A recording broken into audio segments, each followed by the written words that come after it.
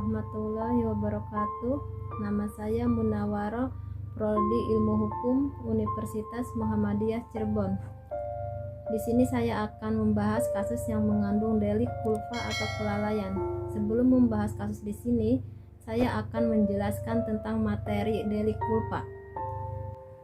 Pada umumnya, kealpaan atau kelalaian dibedakan menjadi dua: kealpaan dengan kesadaran dan kealpaan tanpa kesadaran. Kealpaan dengan kesadaran dalam hal ini, si pelaku telah membayangkan atau menduga akan timbulnya suatu akibat.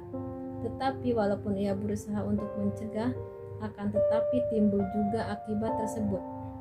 Kealpaan tanpa kesadaran, dalam hal ini si pelaku tidak membayangkan atau menduga akan timbulnya suatu akibat yang dilarang dan diancam hukuman oleh undang-undang, sedang ia seharusnya memperhitungkan akan timbulnya suatu akibat.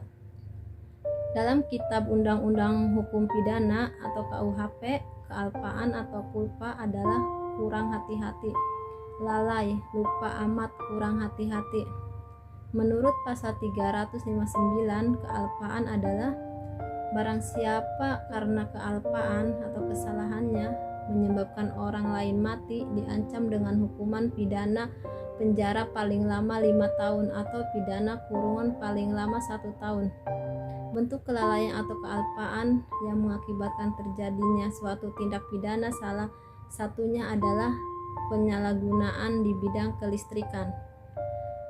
Ada sebagian masyarakat yang melakukan pemasangan arus listrik di lokasi usaha seperti perkebunan dan persawahan dengan tujuan untuk menghalau hama binatang yang akan merusak tanaman di perkebunan miliknya, justru memakan korban hilangnya nyawa manusia. Salah satu kasusnya terjadi di Desa Sawahan, Kabupaten Tuban, Jawa Timur. Untuk lebih jelasnya, simak video berikut ini. Seorang pemuda asal Tuban, Jawa Timur ditemukan tak bernyawa di areal persawahan Desa Sawahan, Kecamatan Rengel, Tuban pada Senin 21 Juni 2021.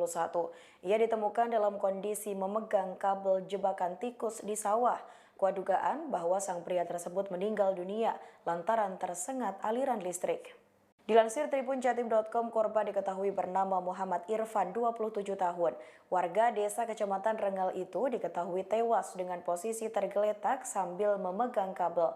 Kasat Reskrim Polres Tuban, AKP M. Adi Makayasa, memberikan penjelasannya. Tindak pidana adalah suatu perbuatan yang melanggar aturan hukum, yang diancam dengan hukuman pidana oleh undang-undang dan harus dipertanggungjawabkan. Tindak pidana terjadi bukan hanya karena kesengajaan dari seseorang pelaku, tetapi ada suatu tindak pidana yang terjadi karena adanya suatu sikap yang kurang hati-hati atau lalai.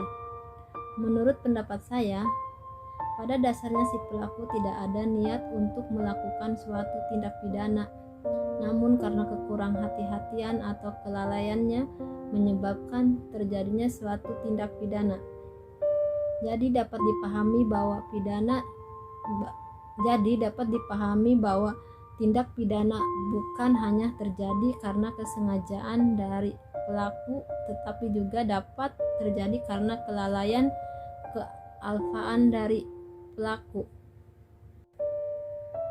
Dengan kata lain, akibat kelalaian pemasangan arus listrik oleh pelaku tersebut menyebabkan kematian bagi orang lain. Atas perbuatan pelaku tersebut diancam telah melanggar pasal 359 KUHP. Barang siapa karena kealpaan atau kesalahannya menyebabkan orang lain mati, diancam dengan hukuman pidana penjara paling lama 5 tahun atau pidana kurungan paling lama 1 tahun. Dalam perkara tindak pidana kealpaan ada sanksi pidana yang harus diterima oleh si pelaku apabila telah dianggap secara sah melawan hukum. Sanksi pidana adalah suatu hukuman yang dijatuhkan kepada pelaku yang akan mendapatkan sanksi dengan pidana penjara maupun terkena hukuman yang lainnya dari pihak yang berwajib. Sanksi pidana adalah sanksi yang bersifat nestapa bagi perbuatan pelaku. Sanksi pidana juga merupakan bentuk pernyataan pencelaan terhadap perbuatan si pelaku. Sanksi pidana pada dasarnya bertujuan untuk merubah pola perilaku dari pelaku kejahatan itu sendiri, dan sanksi pidana pada umumnya diciptakan sebagai hukuman dan ancaman dari kebebasan pelaku. Matinya seseorang di sini tidak ada niat sama sekali yang dilakukan oleh pelaku, akan tetapi kematian tersebut hanya merupakan akibat daripada kurang hati-hati atau lalainya pelaku. Pada intinya si pelaku melanggar KUHP pasal 359 yang berbunyi barang siapa karena kealpaan atau kesalahannya menyebabkan orang lain mati diancam dengan hukuman pidana penjara paling lama 5 tahun atau pidana kurungan paling lama 1 tahun. Perbuatan si pelaku mencerminkan kekurang hati-hatian atau lalai, kekurang waspadaan, kesembronoan atau keteledoran, kurang menggunakan ingatannya atau kehilafan, atau sekiranya dia hati-hati, waspada, tertib, peristiwa itu tidak akan terjadi atau dapat dicegah. Mungkin itu yang bisa saya sampaikan, kurang lebihnya saya mohon maaf. Wassalamualaikum warahmatullahi wabarakatuh.